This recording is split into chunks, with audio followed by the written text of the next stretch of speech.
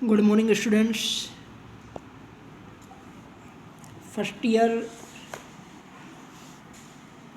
का ये chapter number 9 के कुछ ऑब्जेक्टिव क्वेश्चन है ना, जो मैं आज आपको यहाँ बताऊँगा।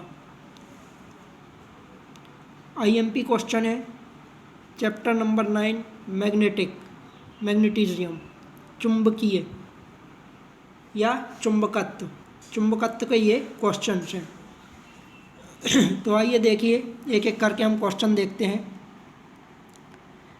अपना पहला क्वेश्चन यह है कि किसी परख नली के केंद्र पर क्षेत्र तीव्रता का मान कितना होता है। ठीक, मान निकालने का फॉर्मूला क्या होता है। ठीक, क्या बोला कि किसी परख नली के केंद्र पर क्षेत्र तीव्रता का मान क्या होता है। तो क्षेत्र तीव्रता को हम डिनोट करते हैं एच से। ठीक है, और एन आई जितने नंबर ऑफ टर्न रहते हैं अपॉन एल जितनी उसकी लंबाई रहती है। कैसे निकालेंगे? एच बराबर एन आई बटे एल, 80 पर मीटर इसकी यूनिट रहती है। ठीक, 80 पर मीटर इसकी यूनिट रहती है। ठीक, जैसे 4 ऑप्शन दिए हैं अपन को, एन आई बटे 2L 80 पर मीटर, एन आई बटे 2L, लेकिन अपन को लगाना किस में है? एन आई बाय एल में। ठीक, एक बार और देखो कि किसी परख नली के केंद्र पर क्षेत्र तीव्रता का मान होता है एच बराबर एन आई अपॉन एल, 80 पर मीटर। ठीक, अब दूसरी चीज़ देखते हैं। दूसरा क्वेश्चन है अपना कि कौन सा विद्युत चुंबक एप्लीकेशन नहीं है। ये 4 ऑप्शन दिए हैं आपको। कॉलिंग घंटी दी है, विद्युत आयरन दिया है, प्रोटेक्टिव रिले दिया है और ट्रांसफार्मर दिया है। तो इसने पूछा है कि कौन सा विद्युत चुंबक एप्लीकेशन नहीं है। तो जो विद्युत चुंबक एप्लीकेशन नहीं है वो कौन सा नहीं है? अपना विद्युत आयरन। कौन सा नहीं है? विद्युत आयरन जो है वो अपना विद्युत चुंबक एप्लीकेशन नहीं है। विद्युत आयरन को छोड़कर बाकी ये सब जो है, कॉलिंग घंटी हो गई, प्रोटेक्टिव रिले हो गया, ट्रांसफार्मर हो गया, ये सारे क्या हैं? अपने विद्युत चुंबक एप्लीकेशन हैं। इतनी बात समझ में आई होगी। अगला क्वेश्चन हम देखते हैं। अगला क्वेश्चन है कि कौन सा चुंबकीय टर्म करंट के इलेक्ट्रिकल टर्म के बराबर होता है या समान होता है। क्या है क्वेश्चन? कि कौन सा चुंबकीय टर्म करंट के इलेक्ट्रिकल टर्म के बराबर होता है। तो 4 ऑप्शन दिए हैं अपन को। कौन कौन से? पहला दिया है फ्लक्स घनत्व, दूसरा दिया है अपन को परमिएंस, तीसरा दिया है फ्लक्स और चौथा दिया है रिलक्टेंस। तो जो चुंबकीय टर्म करंट के इलेक्ट्रिक टर्म के समान होती है वो कौन सी होती है? हमारी फ्लक्स होती है। ठीक, ओनली और ओनली फ्लक्स होती है। ठीक, आइए अगला क्वेश्चन देखते हैं हम। अगला क्वेश्चन है परमेबिलिटी की इकाई क्या है। ठीक, परमेबिलिटी की इकाई क्या है? इसी परमेबिलिटी को हम क्या बोलते हैं? पारगम्यता।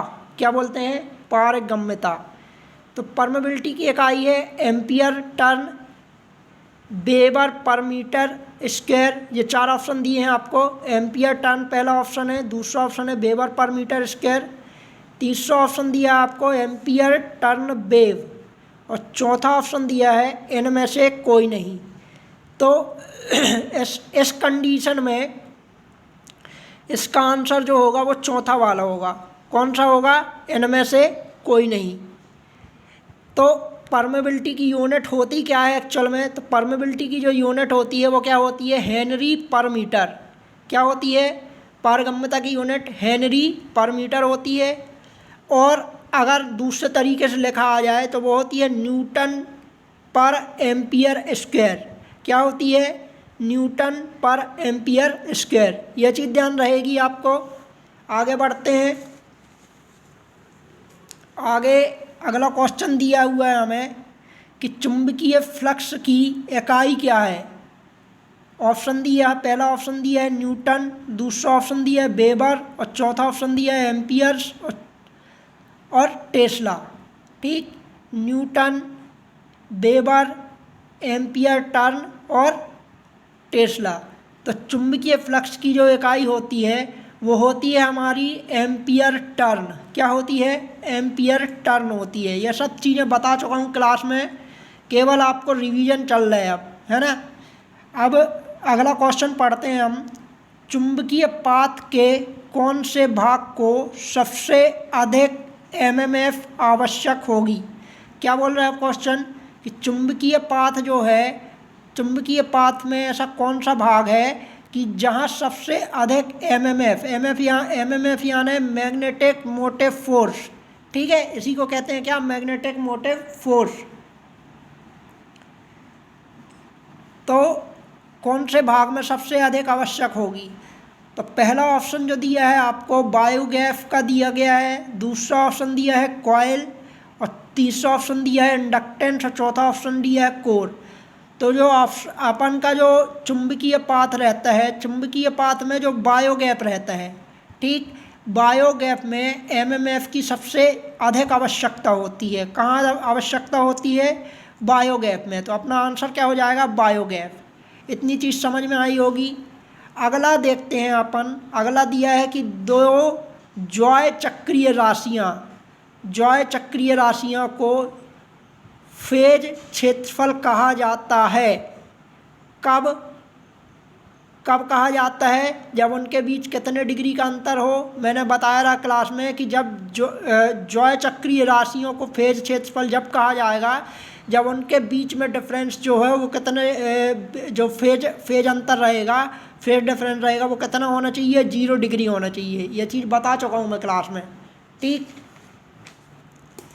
अगला क्वेश्चन देखते हैं अपन, आगे बढ़ते हैं। अगला क्वेश्चन है आपका कि 1 पिकोफैरड या 1 पीएफ बराबर कितना होता है। तो ऑप्शन ये दिए हुए हैं आपको, अपन को किस में टिक लगाना है? 1 पिकोफैरड बराबर कितना होता है? 10⁻⁶ माइक्रोफैरड के बराबर। ठीक, या ऐसा क्वेश्चन लिखा आ सकता है कि 10⁻⁶ माइक्रोफैरड बराबर कितना होता है? तो 1 पिकोफैरड होता है। ठीक, कहीं से भी कंफ्यूजन करे अपन को ध्यान रखना है। ठीक, वो घुमा सकता है क्वेश्चन को कि 10⁻⁶ माइक्रोफैरड बराबर कितना? तो 1 पिकोफैरड। और 1 पिकोफैरड बराबर कितना? तो 10⁻⁻6 माइक्रोफैरड। आई थिंक इतनी चीज़ क्लियर होगी। अगला क्वेश्चन देखते हैं कि फ्लक्स घनत्व की इकाई क्या है। फ्लक्स घनत्व की इकाई, ऑप्शन ये दिए हुए हैं आपको। तो फ्लक्स घनत्व की जो इकाई होती है वो होती है वेबर पर मीटर स्क्वायर। देखो यूनिट सबकी याद रखना अच्छे से। फ्लक्स घनत्व की इकाई जो होती है वो क्या होती है? Weber per metre square. ठीक, वेबर पर मीटर स्क्वायर।